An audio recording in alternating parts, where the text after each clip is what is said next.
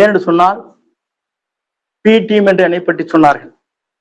யார் பி டீமாக இருக்கிறார் என்பது இதன் மூலமாக நீங்கள் புரிந்து கொள்ள வேண்டும்.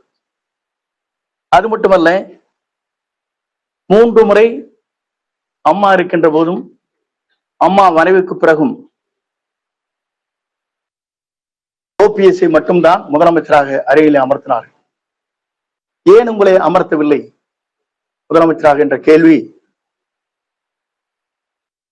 நான் இங்கே கேட்க விரும்புகிறேன். ஏனென்று சொன்னால், நான் முதலமைச்சர் ஆனதற்கு பிறகுதான் இவருக்கு அமைச்சரவை இடம் தந்தேன் என்று சொன்னார்கள். எங்களை போன்றவர் முன்மொழிவில்லை என்று சொன்னால் இவர் முதலமைச்சரே ஆயிருக்க முடியாது. இவர் அம்மா மூலமாக 3 முறை முதலமைச்சரானவர் ஓபிஎஸ். ஆனால் இவரை பொறுத்தவரையும் கொல்லப்புற வழியாக முதலமைச்சரான என்பது நாடறிந்த ஒன்று. நான் எதற்காக சொல்கிறேன் சொன்னால், இன்று என்னை கொச்சைப்படுத்துவதற்கு நான் தான் அவருக்கு அமைச்சரவை இடம் தந்தேன் என்று சொல்வது வேதனை அளிக்கக்கூடிய ஒன்றாக இருக்கிறது. கடந்த காலத்தை நான் சொல்ல விரும்பவில்லை, அது சொல்வதும் சரியாக இருக்காது. நான் ஆரம்பிக்க வேண்டும் என்று சொன்னால் 89 81 ஆரம்பிக்கலாம். ஆனால் அதை நான் விரும்பவில்லை. ஏன்னு சொன்னால், ஒரு தகுதியான இடத்திற்கு வந்ததற்கு பிறகு ஒருவரை பற்றி விமர்சனம் செய்வது ஜனநாயக மரபாக இருக்காது.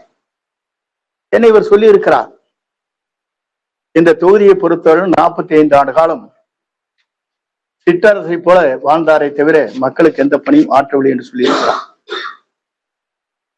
உங்களிடத்திலே மிக விரைவிலேயே ஒவ்வொரு அமைப்பை சார்ந்தவர்களும் என்னை எப்படி பாராட்டி இருக்கிறார்கள், எப்படி உன்னுடைய பணிகள் அமைந்திருக்கிறது என்பதை பல்வேறு சங்கங்கள், வேளாண்மையிலே இருக்கின்ற விவசாயிகள் பாராட்டியதும், அதே போல இன்றைக்கு சமூக ஈடுபாடுகளில் இருக்கின்ற நம்முடைய ஈரோட்டை சார்ந்திருக்கிற பல்வேறு சமூக அமைப்புகள் பாராட்டி கடிதங்கள் எனக்கு எழுப்பப்பட்டிருக்கிறது. கடுமையான உழைப்பின் காரணமாக இந்த தொகுதியை வளமான தொகுதியாக நீங்கள் மாற்றியிருக்கிறீர்கள் என்று நான் அவரிடத்திலே பாராட்டுதலை பெற்றிருக்கிறேன். இவர் சொன்னது எனக்கு மிகவும் வேதனை அளிக்கக்கூடிய ஒன்று. ஏனென்று சொன்னால், சிற்றரசை போல தொகுதி மக்களுக்கு எந்த பணியும் ஆற்றாதை போல, கழக தொண்டர்களுக்கு எந்த உதவியும் செய்யாதை போல கருத்துக்கள் பரிமாறப்பட்டிருக்கிறது. எத்தனை பேர் ஒன்றிய சேர்மனாக, நகர்மன்ற தலைவராக, அதே நேரத்தில் வழக்கறிஞர் உடைய சட்ட நிபுணர்களாக நியமிக்கப்பட்ட வரலாறும் இந்த தொகுதியில் இருக்கிறது. ஊராட்சி மன்ற தலைவர்களாக இன்றைக்கு அவர்கள் எங்கு வேண்டுமானாலும் செல்லலாம்.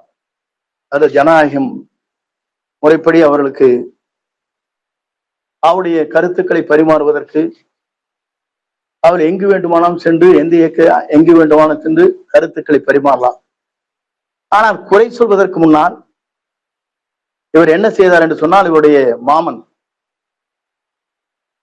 அவருடைய இறுதிச் சடங்குக்காக கோபிச்செட்டிப்பாளையம் வருகிற போது முடித்ததற்கு பிறகு நம்முடைய நெடுஞ்சாலை பயணி விடுதியில் குளித்து விட்டு எங்களிடத்திலே சொன்ன ஒரே வார்த்தை, அப்போது 5 பேர்கள் அங்கே இருந்தால் இப்போதும் அவர்கள் இருக்கிறார்,